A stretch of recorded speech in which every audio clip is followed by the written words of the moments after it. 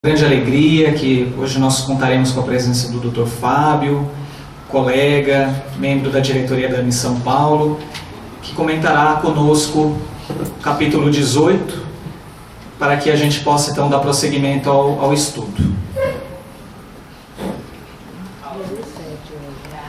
Obrigado, Luiz, obrigado pelo convite. Em primeiro lugar, eu queria pedir desculpas pelos problemas técnicos que a gente está tendo. Mas isso não vai impedir que nós comecemos a falar do livro. Tá? Nós vamos falar hoje do capítulo 18, No Mundo Maior. Bom, eu acho que vocês acompanham o livro, né? Vocês têm a sequência. E o André Luiz ele tem uma característica. O André Luiz, como Emmanuel e como todos os grandes autores espíritas, eles não dão ponto sem nó. Né? Quer dizer, não tem palavra ali que não tem significado. Então, quando a gente lê a obra do André Luiz, toda a obra do André Luiz tem um caminho, tem um andamento, tem um prosseguimento. E nesse capítulo, né, o que o André Luiz quer contar para a gente? O que será que ele está imaginando que a gente precisa aprender nesse capítulo? Na verdade, é o que ele aprendeu, porque esse livro ainda é um dos primeiros, né? Quer dizer, ele ainda estava aprendendo, né? Estava na condição de aprendiz naquela época. Então, o capítulo remonta, ele começa contando um pouco daquele grupo de espíritos, um grupo de desencarnados, que está lá no lodaçal, está lá na lama, e se apegando na lama, e carregando a lama para lá e para cá, e achando que a lama é ouro. Né? Então, eles estão todos muito ligados naquilo, e nossa, quanto ouro tem aqui, como é que a gente vai fazer? Qualquer um pode vir aqui pegar, nós temos que levar esse ouro para casa, mas a gente não pode deixar aqui. Aí o André Luiz e o mentor olhavam, né? O que eles estão pensando? Né? Porque não tem ouro aqui. Né?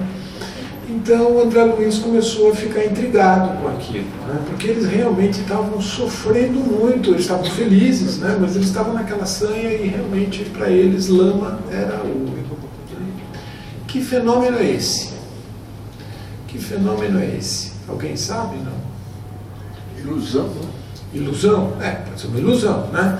Pode ser uma alucinação, né? Muita gente vê e tal, mas isso chama-se fixação mental. Fixação. Então, o que o André Luiz quis explicar para nós, quis exemplificar, é o fenômeno da fixação mental. E existe uma sequência evolutiva de fixação mental, um pouco do que a gente vai falar na próxima aula, que é o monodeísmo, e depois a evolução. Quer dizer, tem uma cascata aí abaixo. Né? Então, tecnicamente, o que é fixação mental? De onde nós vamos tirar esse conceito? Quem é que vai explicar para a gente melhor isto? Né?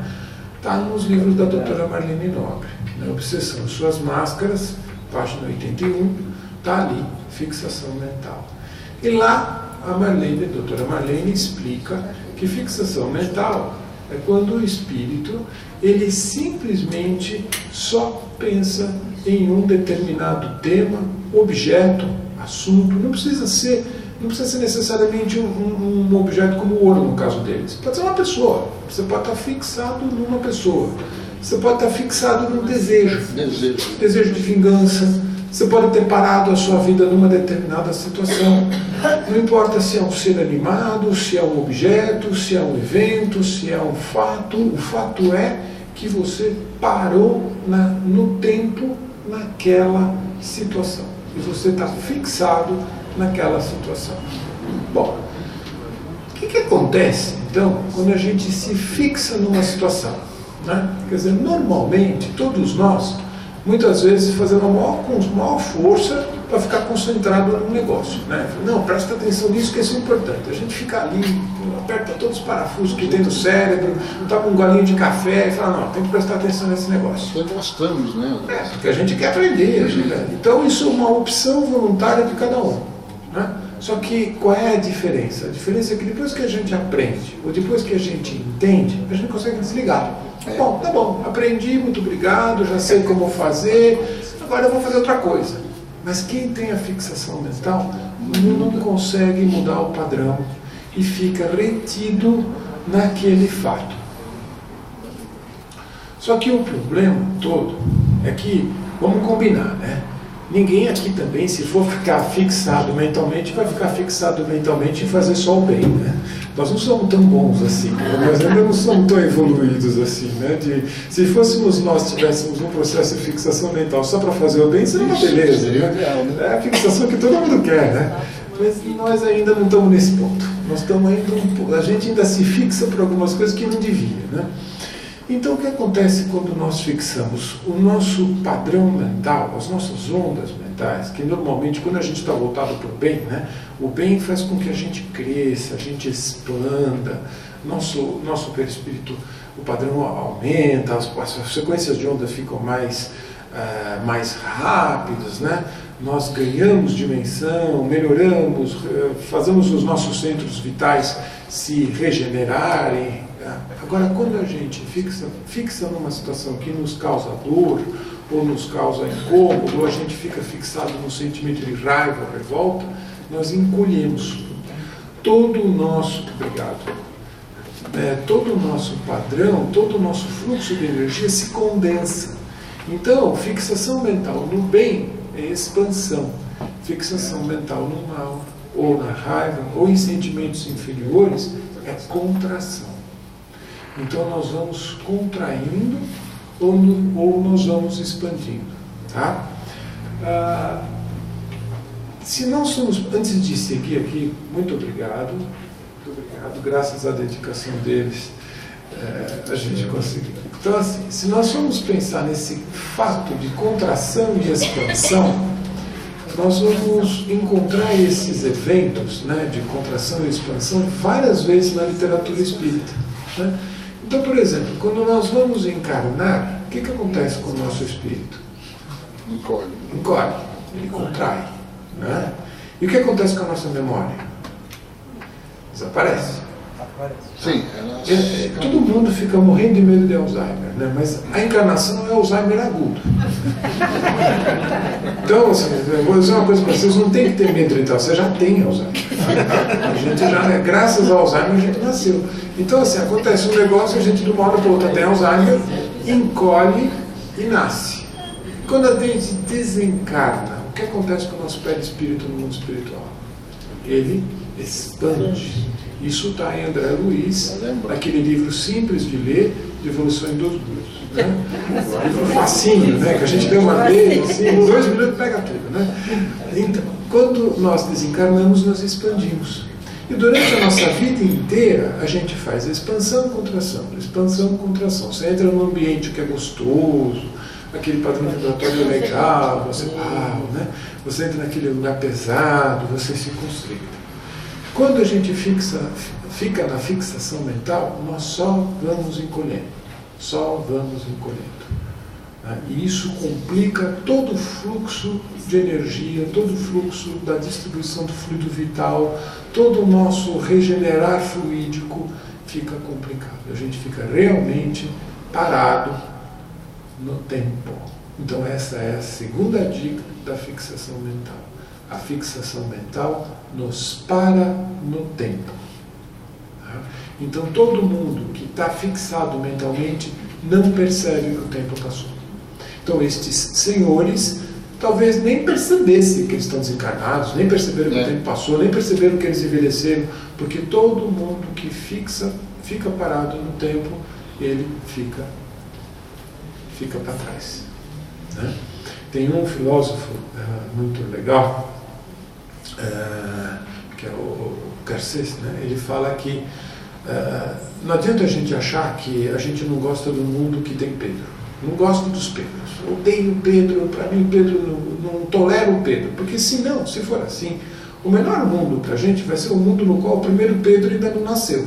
Porque então aí o mundo vai ser ótimo, porque não tem Pedro. Então se a gente ficar nisso, nós vamos lá para trás, nós vamos retroceder, sendo que vai ter o azar que o primeiro Pedro ainda vai nascer algum dia. Né? Então, toda vez que a gente cria uma fixação mental, a gente volta no tempo, a gente não evolui. Né? Então, só vou passar aqui um pouquinho. Olha só a descrição do capítulo. Né? Eu coloquei em vermelho, aqui não está em vermelho, mas está em negrito. Por exemplo, que eles eram esfarrapados, carantonhas, né? Isso é uma coisa que o livro espírita faz, é obrigar a gente a ir para o dicionário. Né? Carantonhas são aquelas faces, as faces feias, né? As faces medonhas, que colocam medo, esqueléticas, né? Eles estavam esfarrapados, imagina, estavam com ouro, mas estavam esfarrapados, esqueléticos, né? E eles estavam ali achando que estavam seguindo o melhor dos mundos ali, né? Mas tem uma coisa interessante. Nessa hora teve alguém que teve um lampejo lá, né? Porque isso também acontece quando a gente está no evento de fixação mental. A gente tem lampejos, né? Lampejos de que, nossa, mas será que é isso mesmo? Né? Então toda vez que a gente está em algum caminho que não é o melhor, presta atenção, porque em algum momento vai pintar alguma ideia, vai falar, mas espera aí, será que é isso mesmo? Né? E essa dúvida é que faz com que as pessoas, essa é a brecha. Quando a gente para e fala, mas será que é isso mesmo? Aí a gente pensa em alguém que falava, um ente querido, um filho, neto, como no caso desse senhor, né, que é avô do André Luiz. E nessa hora nós abrimos uma brecha para o mundo espiritual nos ajudar. Na hora que a gente para e fala assim, mas espera aí, né? Será que... É nessa hora que os mentores entram. Então a gente também precisa dar essa chance para os mentores, né? No geral, os espíritos desencarnados que estão vivendo esse estado de fixação mental são desencarnados já há muitos anos. Em geral, são fenômenos dolorosos que duram séculos, muitas vezes, né? Eles, em geral, têm uma história de apego à fortuna material. Eles se tornam ineptos, inclusive para o trabalho digno. Eles não conseguem nem acessar aquilo que eles têm de melhor para eles mesmos. Eles não conseguem nem esse acesso, tamanha fixação que ele tem. Enquanto eles estavam encarnados, em geral, né, esse grupo em especial, mas essa história se repete para outras coisas, né, eles não enxergavam formas, né, que não a forma de passar a perna no outro, de usar meios ilícitos para atingir fins que eles queriam, né? Eles menosprezavam os direitos dos outros, eles brincavam com as aflições dos outros, né? E eles julgavam com a ingenuidade dos outros e a confiança cega dos outros neles mesmos. Vocês acham que isso é coisa de livro espírita, né? Coisa do passado? Mas o que vocês acham que está acontecendo com essa coisa do Lava Jato, né? O que vocês acham que aqueles espíritos, né, que são nossos irmãos, quando se veem na possibilidade de ter um ganho fácil, né? Isso acontece todo dia. E acontece até hoje, né?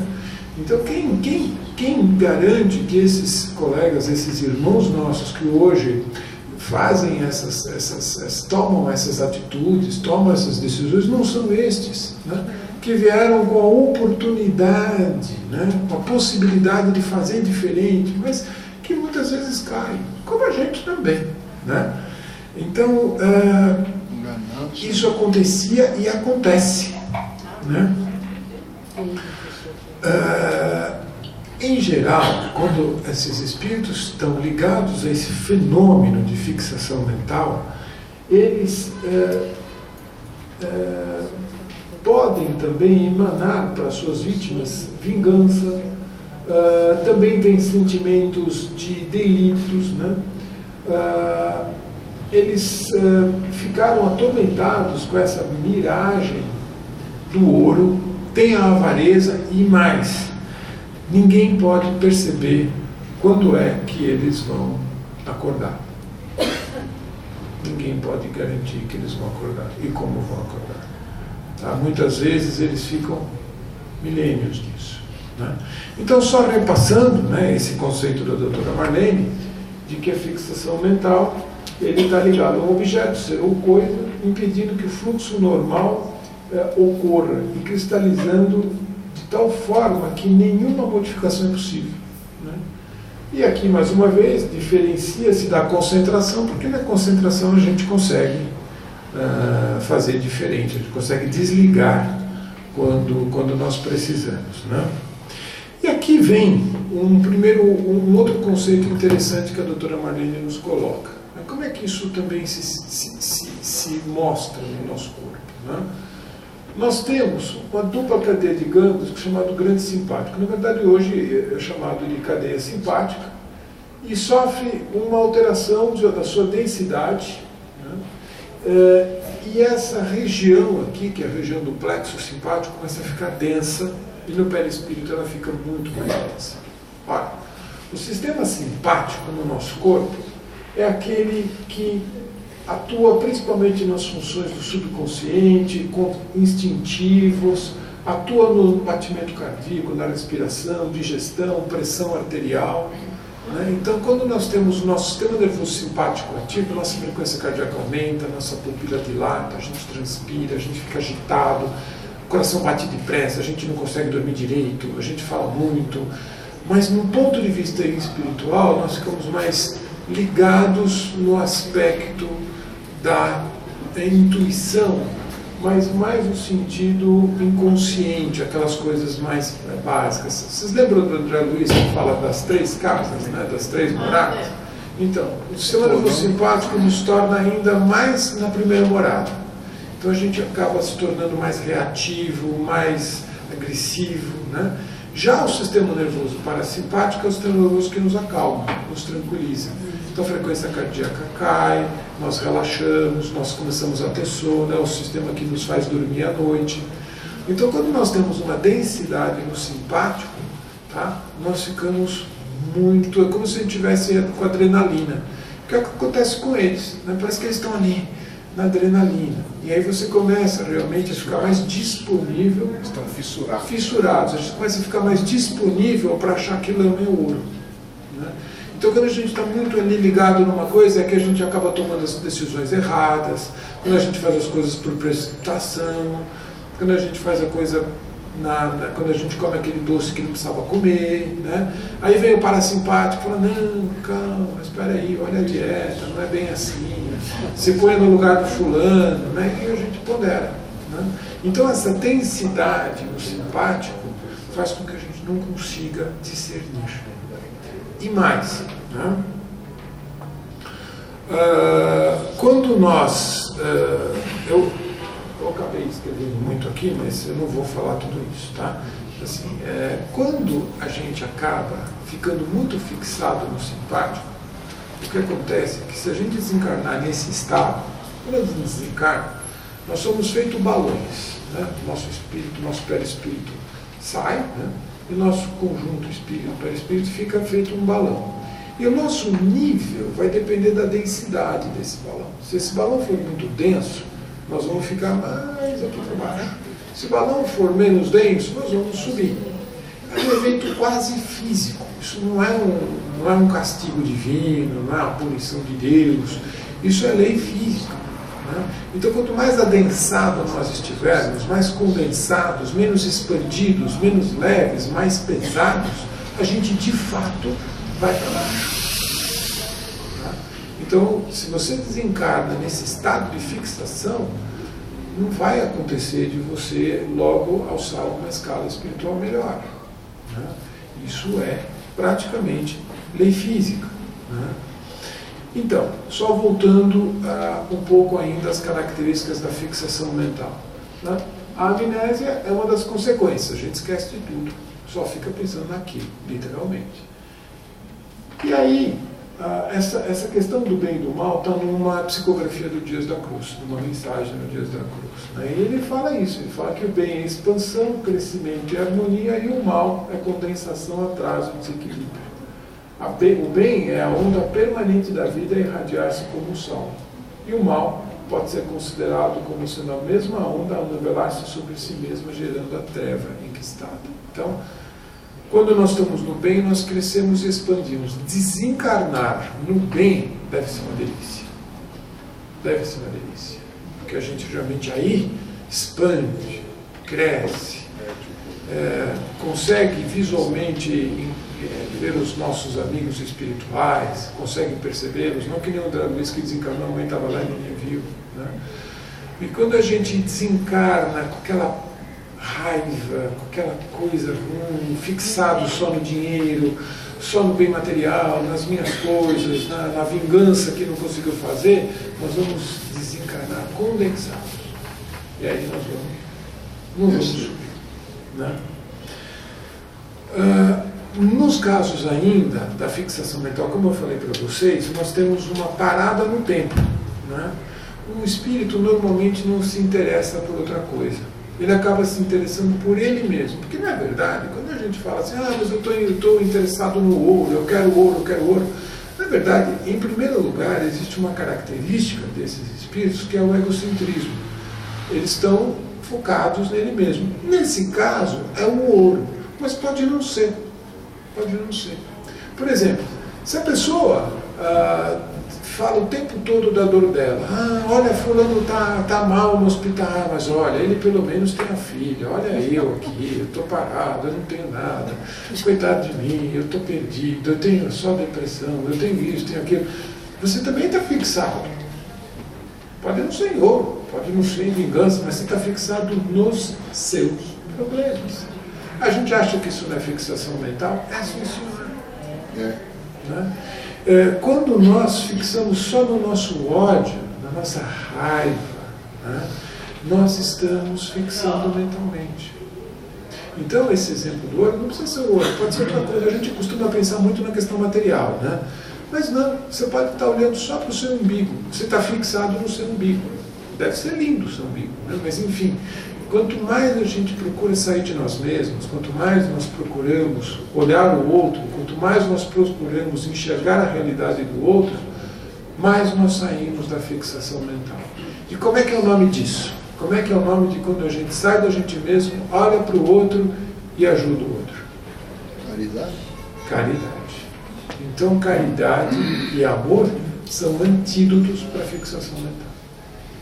Toda vez que a gente for capaz de sair de nós mesmos e pensar no outro, nós estamos praticando o antídoto da fixação mental. Porque não pense não, em algum grau todos nós temos alguma fixação. E nem sempre é Corinthians, né? Então, infelizmente, né, doutor? O Flávio tem essa fixação pelo Grêmio, coitado. Pelo Grêmio. Bom, só para chatear. Na fixação, nós temos alguns sentimentos que se cristalizam dentro de nós. Paixão, desânimo. Né? Você pode estar fixado no seu desânimo também. Comigo nada funciona. Não tem remédio que melhore. Na crueldade, na vingança, no ciúme. Quanta gente não está fixado no ciúme? Tem gente que mata por ciúme. Tem gente que acha que o destino dele é casar com o João. Se o João casar com a ciclana, acabou. Né? Então, muitas vezes, as nossas fixações são pessoa a pessoa. São estados, a gente tem os estados obsessivos, são fixações. Obsessões são fixações. Né? E essas perturbações podem nos manter alienados por muito tempo. Muitas vezes, alguns desses espíritos acabam tendo até, inclusive, encarnações compulsórias. Eles nem... E isso é uma outra característica. Né? Quando essas criaturas normalmente reencarnam, né, esse padrão de fixação mental complica ou dificulta o molde, né, do perispírito no feto. Então é comum o feto, a criança, nascerem com problemas físicos, ou às vezes uma mutilação, ou mais frequentemente problemas psicológicos.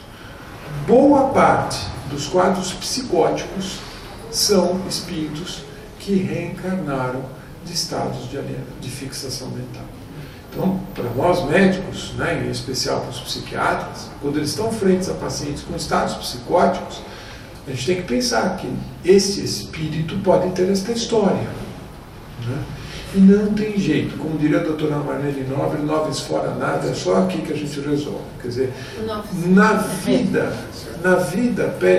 vida entre encarnações, nós não vamos resolver a fixação mental. Tanto que esses espíritos estão lá. Né? Mais para frente vocês vão ver que esse avô do André Luiz vai receber assistência, mas ele vai reencarnar. Né? Então é na encarnação que nós andamos, não é no período entre vidas.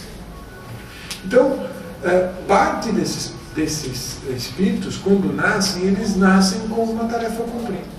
Nascem com estados psicóticos. Muitos pacientes psiquiátricos são pacientes egressos do mundo espiritual nessa condição.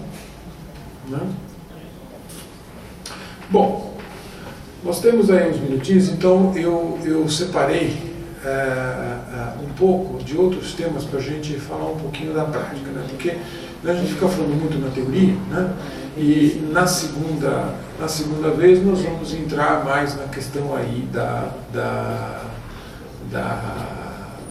dos estados de progressão da fixação mental, do monodeísmo, porque no livro mesmo depois nós vamos falar um pouco do reencontro do André Luiz, como foi isso. O André Luiz ainda era um pouco mais indisciplinado naquela época, ele quebrava regras, né? Também estava com o avô daquele jeito, né? E ele acabou se deixando envolver pelo avô. Bom, agora eu vou falar um pouco para vocês de outros aspectos deletérios para a nossa saúde dos nossos estados de fixação mental. Só que dessa vez eu vou usar exemplo prático da medicina. Tá? Então, se ficar difícil, vocês me avisem, tá bom? Bom, então vamos lá. Quando a gente envelhece, né, tem uma forma da gente contar o envelhecimento. Contar como cada um de nós está envelhecendo e contar como cada um de nós envelheceu. Onde está o relógio do envelhecimento? Tem vários, mas um deles está aqui, ó, na pontinha do cromossomo, aqui. Você imagina cadastro, sabe o cadastro de amarrar? Né? O cadastro tem aquela pontinha, não tem? Então, o cromossomo é igual. Você imagina que o cromossomo é o barbante e na pontinha tem aquela coisinha mais durinha. Aquilo tem o nome de telômero. Né? E ele fica aqui, ele fica na pontinha do cromossomo. E quando o cromossomo vai se dividir, o telômero faz com que ele desenovele e ocorre a transcrição e a célula se replica. Então, ao longo da vida, os telômeros vão se encurtando, porque eles vão se gastando. Eles vão dividindo tanta divisão, que ele vai desgastando. Né? Então, quanto menor for o telômero, mais velhos nós somos. Né?